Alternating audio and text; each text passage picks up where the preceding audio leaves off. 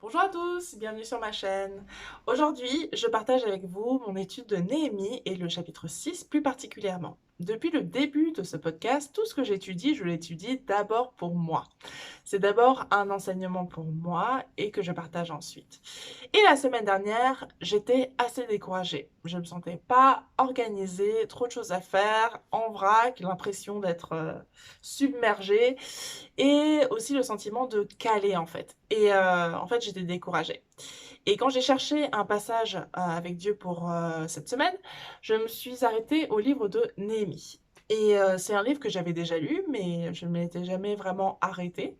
Et puis même à l'église, je trouve que c'est un rare, assez rare en tout cas, d'entendre des messages pardon, prêchés à partir de Néhémie, en tout cas dans mon expérience. Donc j'ai relu et au début, comme souvent, j'étais perplexe. J'étais là, mais ok, Néhémie a à cœur de rebâtir le mur de Jérusalem. Bon.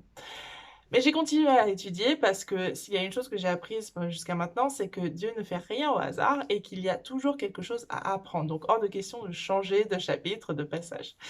Et ce que j'ai appris a vraiment été un baume sur mon cœur et ça m'a vraiment encouragée, fortifiée. Et quasiment au même moment, il y a eu un message d'un pasteur à mon église qui m'a aussi interpellée et fortifiée, édifiée. Et je vous mettrai le lien vers la vidéo si je la trouve. J'ai la conviction que Dieu a mis ça sur mon passage pour me sortir quelque part de mon découragement, me fortifier. Et je suis sûre qu'en ces temps troublés, bon nombre de personnes se sentent découragées, que ce soit dans leur ministère, à l'église, les réunions qui ne peuvent pas se faire, les projets qui sont au mieux repoussés ou au pire annulés, l'environnement anxiogène et de plus en plus dans lequel nous vivons. Et j'ai trouvé que dans Néhémie, Dieu nous donne des remèdes pour vaincre cela et j'aimerais du coup le partager avec vous aujourd'hui. Donc regarde jusqu'au bout pour voir tout ce que Dieu m'a permis d'apprendre dans Néhémie. C'est parti!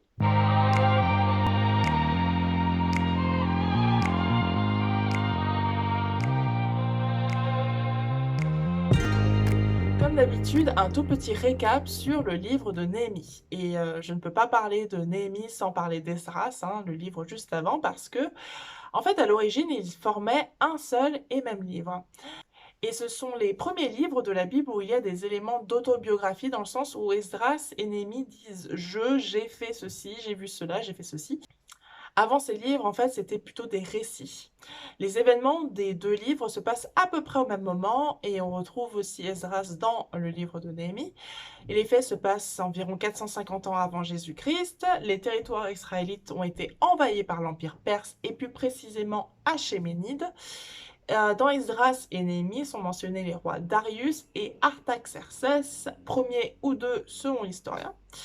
Dans Esdras, on assiste à la reconstruction de la maison de Dieu, le temple, et dans Néhémie, on assiste à la reconstruction du mur de la ville, donc de Jérusalem.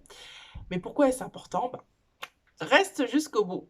Sous l'Empire perse, une large population juive va être dispersée à travers l'Empire, et c'est comme cela qu'on retrouve Néhémie à Suse, capitale de l'Empire. Et on apprend que Néhémie est échanson du roi. Échanson, ça veut dire quoi?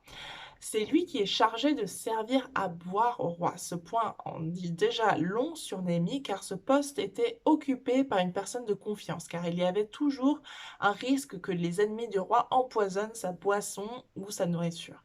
Les chansons du roi pouvaient être amenés à goûter aussi la boisson du roi.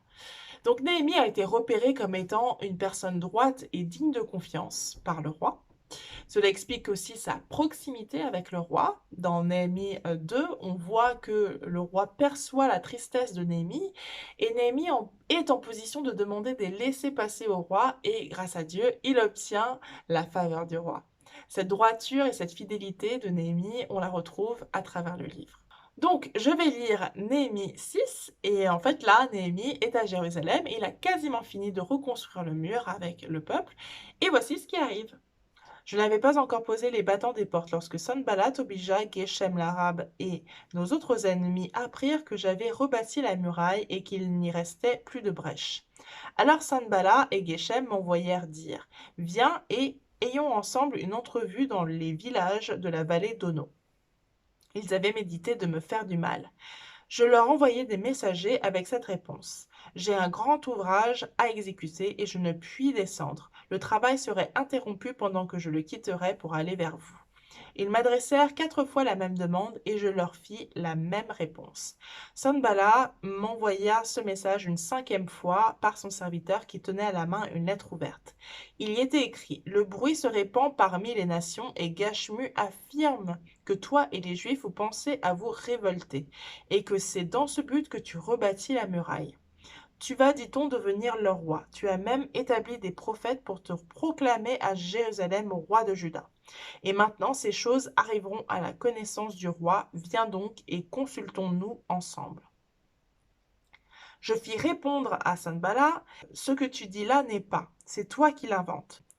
Tous ces gens voulaient nous effrayer. Ils se disaient: Ils perdront courage et l'œuvre ne se fera pas. Maintenant, ô Dieu, fortifie-moi. Je me rendis chez Shemaïja, fils de Delaja, fils de Méhétabel. Il s'était enfermé et il dit: Allons ensemble dans la maison de Dieu, au milieu du temple, et fermons les portes du temple, car ils viennent pour te tuer, et c'est pendant la nuit qu'ils viendront pour te tuer. Je répondis: Un homme comme moi prendre la fuite? Et quel homme tel que moi pourrait entrer dans le temple et vivre? Je n'entrerai point. Et je reconnus que ce n'était pas Dieu qui l'envoyait. Mais il prophétisa ainsi sur moi, parce que Sanballat et Tobija lui avaient donné de l'argent. En le gagnant ainsi, ils espéraient que j'aurais peur et que je suivrais ses avis et commettrais un péché.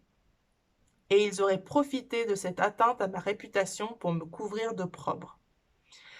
Souviens-toi, ô mon Dieu, de Tobija et de Sanballat et de leurs œuvres. Souviens-toi aussi de Noadia, la prophétesse, et des autres prophètes qui cherchaient à m'effrayer. La muraille fut achevée le 25e jour du mois d'Élul, en 52 jours.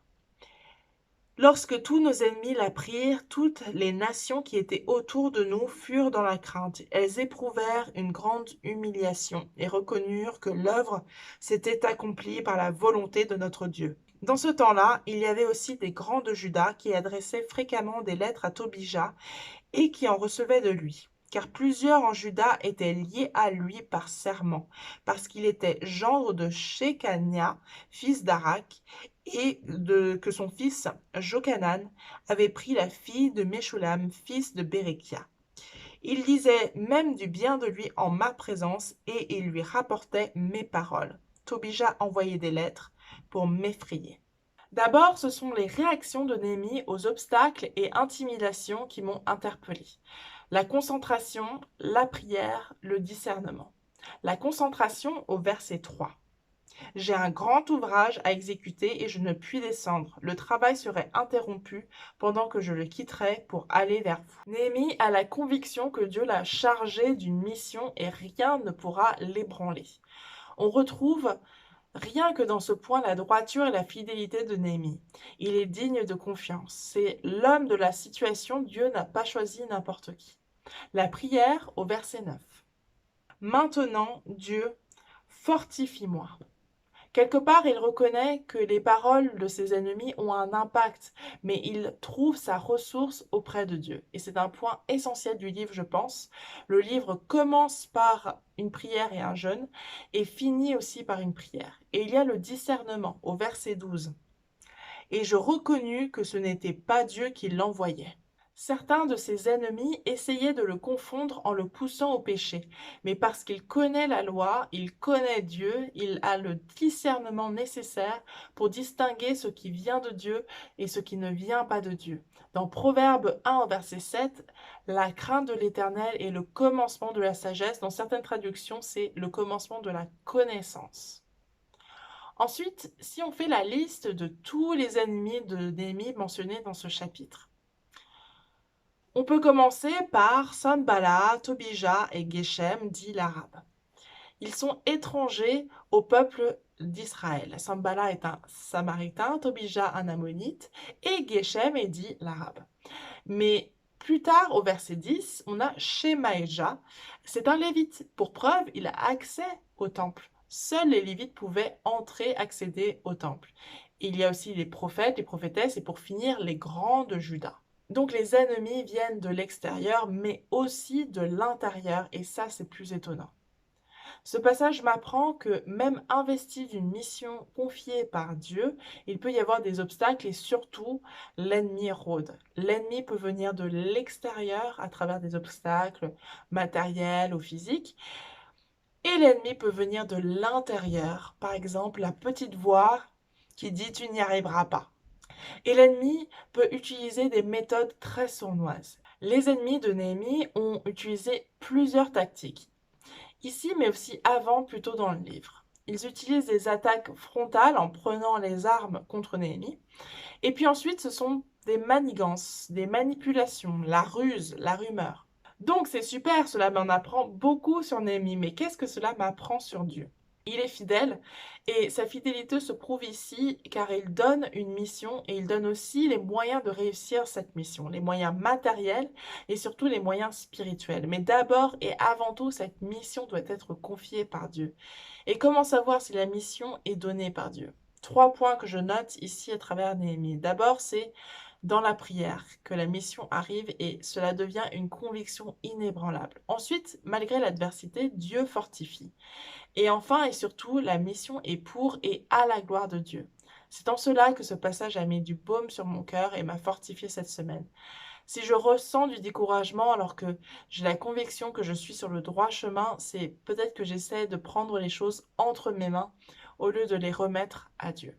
Il me restait toutefois une question, parce que lorsque j'étudie un texte, je pose toujours la question de pourquoi ce texte? Pourquoi l'histoire de Néhémie est importante? Et pas pour moi là maintenant parce que ma situation est changeante. Si c'est dans la Bible, c'est qu'il y a une raison qui est absolue. Et pourquoi la construction du mur est-elle importante? La construction du temple, ok, j'arrive à comprendre que ce soit important, mais la construction de la muraille autour de la ville, je n'arrivais pas à le comprendre. J'ai senti l'esprit me dire cherche la signification de la muraille. Alors, pourquoi on construit une muraille, même aujourd'hui?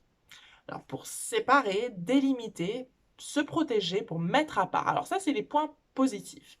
Les côtés négatifs, c'est encercler, enfermer, même emprisonner. Et c'est là que j'ai commencé à retrouver la trace de Jésus et j'ai commencé à comprendre le message qui me semble plus profond. Je ne vais pas lire le reste du livre, ce serait beaucoup trop long. Mais après avoir construit la muraille, on voit bien que l'objectif était de séparer les Israélites du dehors, des autres peuples. Et Néhémie pense qu'en faisant cela, le peuple va arriver à obéir à la loi de Dieu. Sauf que si vous lisez ce qui se passe après, en fait, c'est pas du tout ce qui arrive et c'est même un échec total.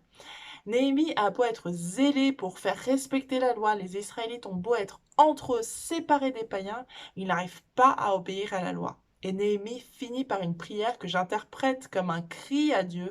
Souviens-toi favorablement de moi. La muraille ici, je pense, représente la loi qui sépare et qui enferme. On retrouve cette image aussi dans Galates 3 à partir du verset 23. Avant que la foi vienne, nous étions enfermés sous la garde de la loi en vue de la foi qui devait être révélée. Ainsi, la loi a été comme un précepteur pour nous conduire à Christ afin que nous soyons justifiés par la foi. La foi étant venue, nous ne sommes plus sous ce précepteur, car vous êtes tous fils de Dieu par la foi en Jésus-Christ. Vous tous qui avez été baptisés en Christ, vous avez revêtu Christ. Et je disais, j'ai commencé à retrouver la trace de Jésus parce que Néhémie reconnaît qu'il n'y arrive pas, enfin que le peuple n'arrive pas. Néhémie connaît le prix du péché, il connaît les conséquences de ne pas suivre les commandements de Dieu et il en appelle à la miséricorde de Dieu. Et c'est en cela que Néhémie pointe vers Jésus. Jésus a fait tomber la muraille, le mur qui sépare les Juifs des païens. Il a déchiré le voile du temple, ce qui ouvre le salut à tous. En revanche, Jésus a aussi érigé une muraille en quelque sorte, dans le sens où ceux qui sont en Christ sont séparés du monde. Il y a ceux qui sont en Christ et ceux qui ne le sont pas. 2 Corinthiens 6 à partir du verset 14. Ne vous mettez pas avec les infidèles sous un joug étranger, car quel rapport y a-t-il entre la justice et l'iniquité? Ou qu'y a-t-il de commun entre la lumière et les ténèbres? Quel accord y a-t-il entre Christ et Bélial? Ou quelle part a le fidèle avec l'infidèle? Quel rapport y a-t-il entre le temple de Dieu et les idoles? Car nous sommes le temple du Dieu vivant, comme Dieu l'a dit. J'habiterai et je marcherai au milieu d'eux, et je serai leur Dieu, et ils seront mon peuple. C'est pourquoi, sortez du milieu d'eux, et séparez-vous, dit le Seigneur. Ne touchez pas ce qui est impur, et je vous accueillerai. Je serai pour vous un père, et vous serez pour moi des fils et des filles, dit le Seigneur Tout-Puissant. Je continue au chapitre 7. Ayons donc de telles promesses. Bien-aimés, purifions-nous de toute souillure de la chair et de l'esprit, en achevant notre sanctification dans la crainte de Dieu. Et j'aimerais finir par la signification du prénom de Néhémie. L'Éternel a consolé. Ce n'est pas l'Éternel va consoler ou l'Éternel console, c'est l'Éternel a consolé. Ce texte a été écrit il y a des centaines d'années et Dieu m'a consolé cette semaine à travers sa parole. Néhémie avait lui-même besoin d'être consolé et j'ai appris que dès la fondation du monde, Jésus était déjà prévu pour racheter les péchés. Si nous avons besoin d'être consolés, fortifiés cette semaine, suivons l'exemple de Néhémie et confions-nous à Dieu en prière en ayant la conviction, la foi que la solution est déjà prévue d'avance. Pas besoin de mettre des murs autour de nous ou autour de notre cœur pour se protéger du dehors, se protéger du péché. L'exemple de Néhémie me montre que cela ne marche pas. En revanche, revêtons les armures spirituelles comme Néhémie. D'abord, le manteau de Jésus, la crainte de l'Éternel, la prière, le jeûne, la parole, la communion avec le Seigneur pour affronter l'adversité avec Dieu et pour la gloire de Dieu. Merci d'avoir écouté. Comme d'habitude, si vous avez apprécié cette étude et si vous avez appris quelque chose, likez, commentez, partagez et abonnez-vous. Soyez bénis.